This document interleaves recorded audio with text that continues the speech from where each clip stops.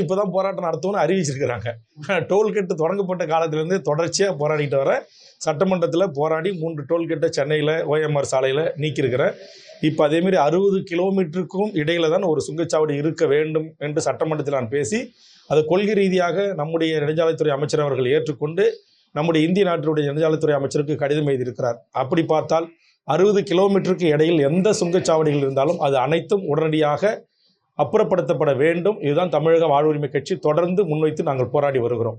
சட்டத்திற்கு புறம்பானது, அரசியல் சாசனத்திற்கு எதிரானது, அவர்கள் வகுத்தளித்த அந்த விதிகளுக்கு முரணான ராப்பகல் கொள்ளையில் இந்த சுங்கச்சாவடி பெரும் முதலாளிகள் ஈடுபட்டு வருகிறார்கள். இப்படி இவர்கள் ஈடுபட்டு மக்களுடைய பணத்தை கொள்ளையடிப்பதற்கு ஏதுவாகத்தான் இன்றைக்கு உங்களுக்கு தெரியும் எலக்ட்ரோல் பாண்ட் என்கிற ஒரு சிஸ்டத்தை இந்த சுங்கச்சாவடி முதலாளிகளும் அள்ளி கொடுத்திருக்கிறார்கள். அம்பானிகளும் அதானிகளும் இந்திய நாட்டுக்கு சொந்தமான விமானத்தையே இன்றைக்கு ஒன்றிய அரசின் கைகளில் கொடுத்ததற்காக டாட்டாக்களும் அள்ளி கொடுத்திருக்கிறார்கள். அதுதான் இன்றைக்கு முறைகேடாக கிட்டத்தட்ட 16,500 கோடி ரூபாய் இந்தியாவில் இருக்கின்ற பல்வேறு அரசியல் கட்சிகள் இது போன்ற பெரும் கார்ப்பரேட் பெரும் நிறுவனங்களுக்கு ஏதோ ஒரு விதத்தில் அவர்கள் கொள்ளையடிப்பதற்கு இந்திய மக்களை சுரண்டுகிற ஒரு செயலுக்கு துணை போகியிருக்கிறார்கள். இந்த நல்ல செயலை கண்டுபிடித்து இன்றைக்கு உச்சநீதிமன்றம் தடை விதித்திருக்கிறது, அதை ரத்து செய்திருக்கிறது.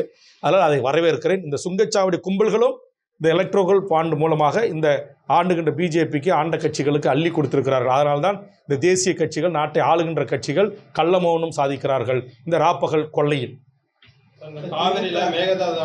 தமிழ்நாடு அரசும் இந்திய ஒன்றிய அரசும் அனுமதிக்கக்கூடாது. இன்றைக்கு காவேரி மேலாண்மை வாரியம் என்பது நடுநிலைமையோடு இருக்க வேண்டிய ஒரு ஆணையம். இன்றைக்கு முழுக்க கர்நாடகத்தையும் கர்நாடக நீர்ப்பாசனத்துறை அமைச்சரையும் அந்த முதலமைச்சர் துணை முதலமைச்சரின் கருத்துக்களுக்கு வலுவூட்டுகின்ற நடவடிக்கைகளை ஈடுபடுகிறது. இது இந்தியாவின் பன்முகத்தன்மைக்கும் ஜனநாயக மாண்புகளுக்கும் எதிரானது. அதனால் நிச்சயம் தமிழ்நாடு அரசு உடனடியாக இதற்குரிய அரசியல் அழுத்தங்களையும் நீதிமன்றத்தினூடாக சட்ட நடவடிக்கைகளும் மேற்கொள்ள வேண்டும் என்ற கோரிக்கையை நான் முன்வைக்கிறேன். திமுக அரசு தேர்தல் வாக்குறுதிகளை நிறைவேற்றலாம். இந்த ஆட்சி பொறுப்பேற்ற இந்த காலகட்டங்களில் அதிகப்படியான கடன் தொகை பெற்றிருக்காங்க அப்படின்னு தேர்தலில் பிரதிபலிக்கான வாய்ப்புகள். எடப்பாடி அவர்கள் ஆட்சியை விட்டு இறங்குகின்ற போது 5 லட்சம் கோடி ரூபாய் கடனாக விட்டு சென்றார். அவர் எப்படி ஒரு ஆண்டுக்கு நிதி அறிக்கை தாக்கல் செய்வதற்கு ஆண்டு ஒன்றுக்கு அவர் 1 லட்சம் கோடி 1.25 லட்சம் கோடி 1.5 லட்சம் கடன் வாங்கி அந்த அரசு நிர்வாகத்தை நடத்தினாரோ அதே போன்றுதான் தற்போது திமுக அரசும் கடன் வாங்கி தான் அரசு நிர்வாகத்தை நடத்த வேண்டிய ஒரு சூழலுக்கு தள்ளப்பட்டிருக்கிறது. காரணம், இவர்கள் ஆட்சிக்கு பொறுப்பு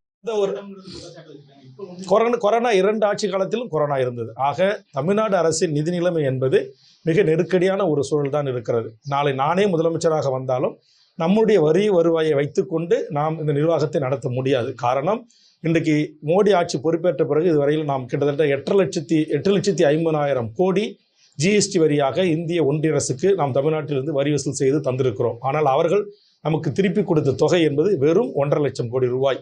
ஆக இந்த 1.5 லட்சம் கோடி ரூபாயை வைத்துக்கொண்டு எப்படி ஒரு அரசு ஒரு மக்கள் நல அரசாக இருக்க முடியும்? அரசு ஊழியர்கள் சம்பளத்திலிருந்து மக்கள் நல திட்டங்கள் இருந்து. ஆதலால் உண்மையிலேயே நம்முடைய தமிழ்நாடு நிதி நிலைமையில் கடினமான ஒரு சிக்கலை சந்தித்து கொண்டிருக்கிறார்கள். ஆக அந்த கடினமான சூழலிலும் திராவிட முன்னேற்ற கழக அரசு கொடுத்த பல வாக்குறுதிகளை நிறைவேற்றி வருகிறது என்பது நிதர்சனமான உண்மை. அதே நேரத்தில் நிதி நிலையின் காரணமாக சில உறுதிமொழிகள் நிறைவேற்றப்படாமல் இருக்கிறது என்பது உண்மைதான். இந்த நாடாளுமன்ற தேர்தலை பொறுத்தவரையில் பாரதிய ஜனதா தனித்து போட்டியிட்டால் கண்டிப்பாக தமிழ்நாட்டில் ஒரு இடம் கூட வெற்றி பெறுவது கடினம் என்பதாகத்தான் நான் பார்க்கிறேன். ஆனால் கிராம அளவில் கொஞ்சம் அவர்கள் மக்களிடம் சென்று சேர்ந்திருக்கிறார்கள் என்பதை நான் ஏற்றுக்கொள்கிறேன். தமிழர் உரிமைக்கு கட்சி நடத்துறாரு, அவரையும் காலத்தில் சேருங்க சார்.